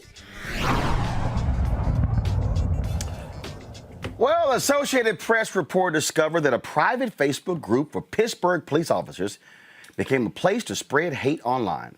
Several pro-Trump members of the Pittsburgh area police break room Facebook group often referred to Black Lives Matter as terrorists and thugs. They shared posts criticizing law enforcement who marched with Black Lives Matter and Democrats whom they often referred to as Demoncrats. Over time, the conversation within the group shifted from jokes about policing and memorializing fallen officers to racist and transphobic comments. In 2019, the Plainview Project shared thousands of racist, sexist posts from active and retired police officers in 8 other departments around the country.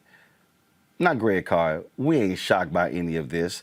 This is the stuff, though, that we need to understand that happens in these police departments, that people, oh, no, there are a few bad apples, but it's amazing. We keep hearing about racist cops in St. Louis, out of Florida, out of California, out of Pennsylvania, out of Georgia. We can go on and on and on. Can we stop playing games that we have white supremacists on these police forces nationwide? No, because they've always been there. That's what the police means. Goes back, as we know, to the slave patrols. But two quick things right quick. From the story that you just covered, when we heard Dominique and Shireen talk about the Communications Decency Act of 1996 and Section 230, the platform gets to choose what to restrict or not. And as we heard, they're punishing black folk. They're taking us out of there. What the solution that Shireen offered is really the one. You have to almost treat them like public utilities, make them public, and then you tell them what to do. Otherwise, white nationalist groups like this, which we've always known to exist, will continue in this, and they'll be abetted by these private actors like Facebook, who then hide behind Section 230 by saying the law says that we're not responsible for what third parties post. So they're basically enabling them without any harm. So you got to do public relations. The second thing of the two is this. I'm glad you keep bringing up the third Reconstruction, because what we saw in the wake of the first Reconstruction, almost immediately in places like Colfax in Louisiana, in places like North Carolina and other places, is that those white nationalists, in collusion with extra legal folk, so not just the police, but the Klan and everybody else, started almost immediately with voter intimidation, started almost immediately with violence and with this rhetoric to begin to claw back the loss that they felt in the Civil War. This is what's happening again. This rhetoric isn't harmless. It isn't just some people playing around on social media. You combine that with Brian Kemp using the alarm words, well, it's billionaires and left wing. No, that's like saying communists in that in 1950s. And that's like saying carpetbaggers in 1860 and 70. This rhetoric is of a piece of this larger problem that is going to finally be solved one way or the other. You can pass a law, which is going to be challenged in court, of course, that says you can't pass out water, but we are black people. So, we're going to arm people with 8 water bottles and a piece of chicken at the church before anybody ever goes to get in line. And then when you show up with your gun because you think the police going to be on your side because you've been monitoring the Facebook chat, when them young brothers and sisters in the Not Effing Around coalition in Georgia show up on the other side, this is when we're going to have a decision to make. All this is going to end up probably in violence, unless we come up with different types of solution to disarm them. And part of it, I think, is disarming Facebook, regulating it like a public utility, and that then takes the decision out of the hands of Mark Zuckerberg, whose company's worth $800 billion right now. Racist cops. What a shocker, Amisha.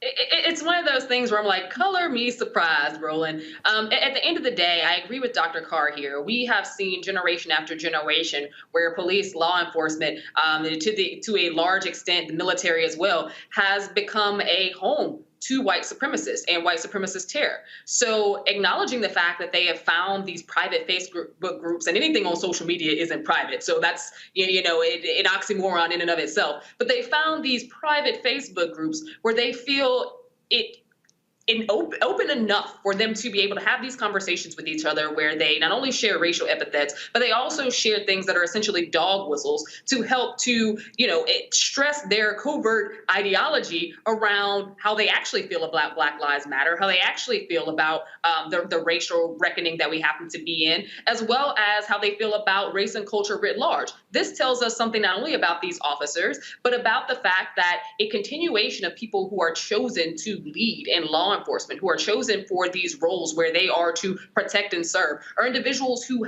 inhabit very, very problematic viewpoints against people of color, specifically Black people. And that, to me, shows, again, this isn't a bad apple scenario, because if it was, we wouldn't see it across the country. We wouldn't see it for generations, time and time again, regardless of whether it's an urban or rural area. What we see is that this is the police department. This is who they are. And you cannot, and I get tired of hearing it, you cannot train your way into equity. That's not a thing. These are people who are brandished with guns and people who believe wholeheartedly that they are an elite class, that not only them, but their whiteness is an elite class, and that their job is to dismantle Black people, to dismantle the communities, to instill fear, to invoke violence.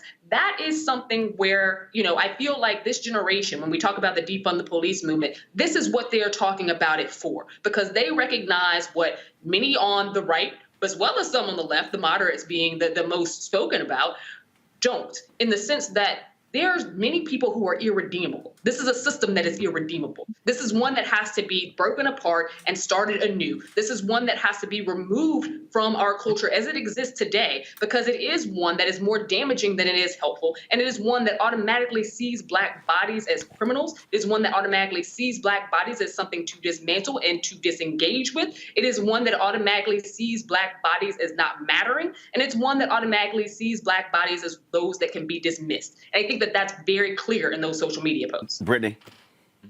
Yeah, I mean, I have to echo the things the other panelists said. This isn't anything new. And in 2019, we know the Plainview Project released a database of similar posts from 8 different police departments. And the project, it showed Facebook accounts of over 3,000 individuals, 600 which were retired officers, and they found thousands upon thousands of posts that were racist, sexist, advocated for police brutality. But I think this goes back to the point that both of the panelists made earlier, which is, this isn't something new, and these aren't individual bad apples. We know that the earliest iterations of policing are related to the slave patrol. When we talk about that mantra, related to the police, protect and serve, we're missing the second half of that statement. It's to protect and serve the interests of the ruling class. So the police, and extends to the military and all other state soldiers, essentially, are not here to protect us as Black people. It's not about finding a home for their rhetoric. Their very existence is white supremacist in nature. And that's why you don't see the National Guard mobilized when Black bodies are killed by police or the community watch. But, you let some Capitol burn down and then all of these entities are being mobilized, because that's what these institutions, that's what these groups are actually about. And, I always say it's why we have to not only defund the police, but completely re-envision policing, try and envision a world where policing doesn't exist, at least not in the way that we currently know it. And I always say to people who are like, it's not possible, it's not going to happen. There was a point where we didn't think enslavement was ever going to end. There was a point where we didn't think legal segregation was ever going to end. And yet here we are, because the collective power and will of the people is all that we need. Mm-hmm. All right, folks, y'all know what time it is. No charcoal grills are allowed. I'm white. I got you, bro. Illegally selling water without a permit on my property. Whoa! Hey! You don't live here. I'm uncomfortable. Imagine listening to Buffalo Morning Drive Time Radio, and a shock jock is talking about toast. And the crew is discussing how they like their toast, and they make a comparison to Black women. Listen. What is your what's the number?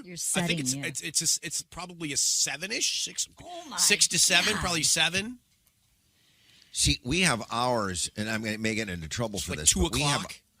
I have them to the attractiveness of women that I find to be attractive. So I will never go to a Serena Williams level, but I'm very comfortable with, I'm very comfortable at a Halle Berry level. Mm-hmm. Okay. I need a little bit of mulatto still coming through. It can't be, is Gayle King that's not in your realm? No, Gayle King is not even on my toaster. You about to lose your job. You about to lose your job. You are about to lose your job. WGRF 97 Rock radio host, former radio host Rob Letterman, said he was so comfortable with his toast. Well, let's just say as that clip went out, things didn't go so well. Not only that, Letterman also lost his job as a host for the National Hockey League's Buffalo Sabres, and his 2 co-hosts, who giggled at his comments, have been suspended. See, Greg, I keep saying, every time one of these white folk do this, 100 black people should apply for their job. I'm telling you, if they keep this up, we could end all black unemployment with this crazy-ass white people segment. I don't know, Roland. The only reason I say I don't know, brother, is because clearly he was there because he was popular. We think of Don Imus. We think of Howard Stern, so-called shock jocks. We think of Rush Limbaugh. Now, well, I guess he's too far away from John Lewis to have a conversation given the proximate distance between heaven and hell, but they are popular. They have listeners. If you put black people in it, you put a black woman in that seat or a black man in that seat, and the ratings plunge. See, the thing that keeps these people going is not the individuals, it's the people who listen to them and the ad rate and the ad buy they can use it. I mean, you know this much better than all of us combined. And so when I hear something like that, of course, get rid of him, but that's just cutting the head off of the deeper problem. The problem is this is how non-white people are viewed, with black people at the bottom of a pyramid at which whiteness is at the top. And at the bottom of that pyramid of blackness is the black man and the black woman, depending on who's doing the talking. Mulatto, that conversation, that is about sexuality, that's about gender, that's about how women are viewed in general, and then black women in particular. All of that is in the soul of the listeners. So you get rid of him and put somebody else in there, then they probably tank the thing. Then he go put his replacement in, who's just going to be a little bit more careful next time and have a different type of narrative, but tap into that same psyche. The guy's popular. That's why he was there in the first place. The thing here, Amisha, is, they to even think that conversation. Yeah, I like mulatto toast. Oh no, I'm not. I will not go as far as my toast being Serena Williams. Yeah. The station fired them before it happened. Yet, look, it did not take long to fire them because they saw that heat that was about to come. There's no coming back from something like that. And Roland, when I had originally heard this story, I thought that this was a hot mic situation. Not that that would make it any better, but the fact that they did this during a live broadcast makes it even worse. And I'll add something else to that. I think that as a black woman, I'm always extremely offended when I hear white men specifically make fun of, castigate, and throw under Serena Williams on a regular basis, not only because of body type, but also because of skin tone. And it is devastating. It is hurtful. It is something that comes from a relic in an era in our country's history that is not only disparaging, but disgusting. But I'll also add this, Roland. We can't act like colorism and this level of disgust isn't something that exists within the African-American community as well. Now, there's some kitchen cleanup that has to be done here when it comes to how black women specifically are rated in terms of their attractiveness based on this idealism that the closer they are to whiteness and lightness means that they are, closer to being worthy, closer to being, this idea of beauty. That level of frustration I heard from those men is the same level of frustration I get when I'm looking at some of the chats and hearing from black men out in the streets who say very similar things.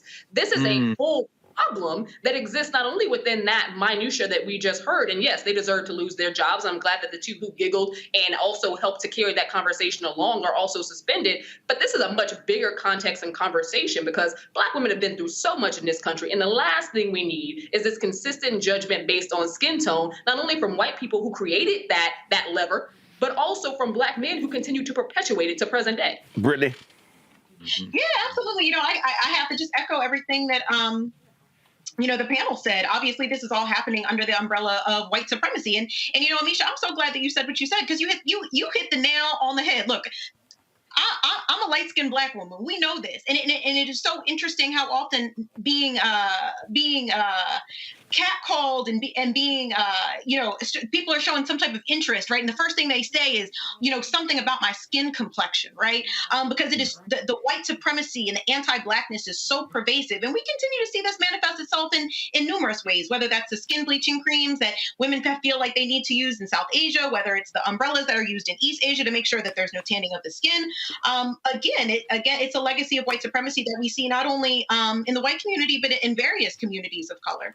And I have to do a little shout out to a documentary that's about to come out called Subjects of Desire, which deals with the intricacies and legacy of Black women in beauty, white supremacy, and colorism.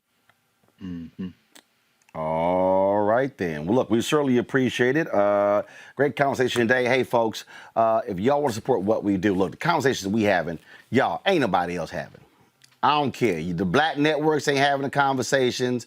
The white networks surely ain't having the conversations. That's why we here 5 days a week, 2 hours a day, broadcasting Roland Martin Unfiltered. Your dollars make it possible for us to do what we do. So please support us at Cash App, $RM Unfiltered, Venmo.com/RM Unfiltered, PayPal.me/R Martin Unfiltered, Zelle, Roland at RolandSMartin.com. You can also hit us on Zelle at RolandMartinUnfiltered.com. All right, then. There was some people who gave to us, and so let me just go through here. Let's see. Robert Young, I wanted to keep supporting you, Roland, and hear my tithes.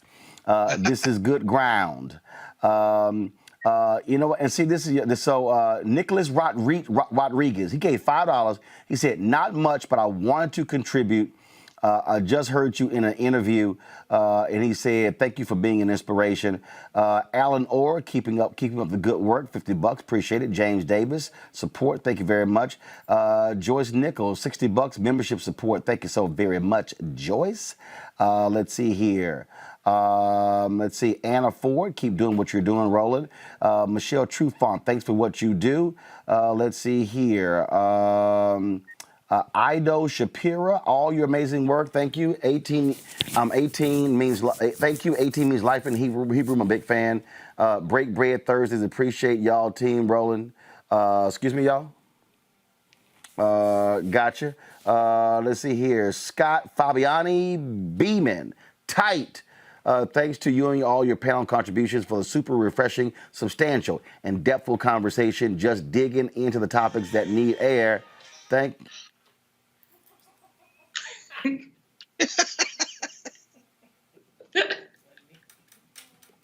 Turn the camera on them.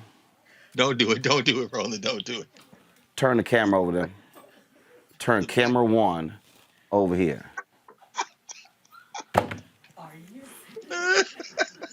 Turn camera 1 over here. Tasha, bring your ass back over here. Unfiltered. Y'all, so we sitting here.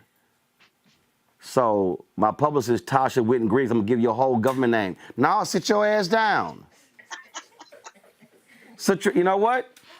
It's all right. Y'all too damn slow. Go to my iPad. Ooh. Go to my iPad. Y'all too slow. Right there.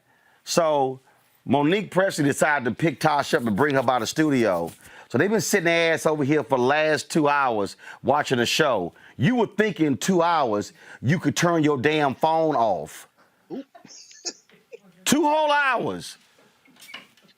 So here I am trying to give shout outs to the people who have contributed to the show, but y'all got to sit over there and make all that noise. Right there. Go on back. Take the shot. Them two right there. Go to my iPad. Go to my iPad. Go to my iPad. That's them right there. Right there. Right there. Making all that doggone noise. All right, come back. All right, let me go on back to read these names. See? Didn't think that was going to happen, huh? Rico Hooper, join the Bring the Funk fan club. Watch the show every day. Oline Snail, subscription 100. Thanks a lot. Michael Bryant, renew Bring the Funk fan club. What do I need to do to have my name on another color? Damon Franklin, I have no idea what you're talking about, Damon, but we'll figure it out. Is Smith Jr. to support your independence? Thanks a bunch. Peggy Joint, thanks to you, me and my family went to vote. See, y'all, this is what I keep trying to tell y'all. Peggy Joint, thanks to you, me and my family went to vote because you preached how crucial it was to go. Me and my 6 kids and grandkids. Thank you so much for doing what you do. That's, y'all, why we do what I do. Look, if y'all give on YouTube, I appreciate that, but we only get 55% of what y'all give. They get 45%. So if y'all gonna give on you, if y'all gonna give money, give direct so we can get the whole 100%. Okay, I appreciate that. And so tomorrow I'm gonna read more names of people who've given. Let's see, I got some stuff in the mail. I'm gonna read this. Erica's recuperating. She had a little accident, but she's all good. She'll be back April 1st. Reese, y'all, is on maternity leave. She's like, look, hold my spot. So Reese is on maternity leave, and so Greg is Greg is the only one left. We guarantee Greg will never go on maternity leave. Well, he might go, but it won't be because he had a baby. Let's see, Moses Cooper. God, he only gives birth. I don't give birth. Moses Cooper, your show is my news source. I watch you every day. Thomasville, Georgia. Moses, I appreciate that, man. Thank you so very much for your contribution to the show. And somebody sent this here. Let me go ahead and read this here.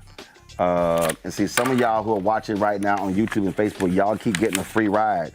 So, y'all need to hook. So who is this? Deborah Ellerby. Deborah, I appreciate that. She didn't leave a note, but Deborah, I appreciate your contribution to our Bring the Funk fan club. Hey, y'all, don't forget, if you give $50 or more, you get a personal shout out. Okay, that's how we do it. And so thank you so very much. Folks, I'm going to see y'all tomorrow. Do not forget, are we showing anything tonight? Don't forget the Black Women's Roundtable having their virtual summit. We have been live streaming their conference. It started yesterday. It happened today. It's going to happen tomorrow, Friday, and for tomorrow, Saturday, and Sunday. So we're going to be actually streaming it all weekend. Please go to our YouTube channel. If you missed my commentary yesterday on Meghan McCain and her white privilege, y'all really want to see that. Go to our YouTube channel. You'll see it there as well. And when y'all watch us on our YouTube channel, that's really the best place to get to let folks know.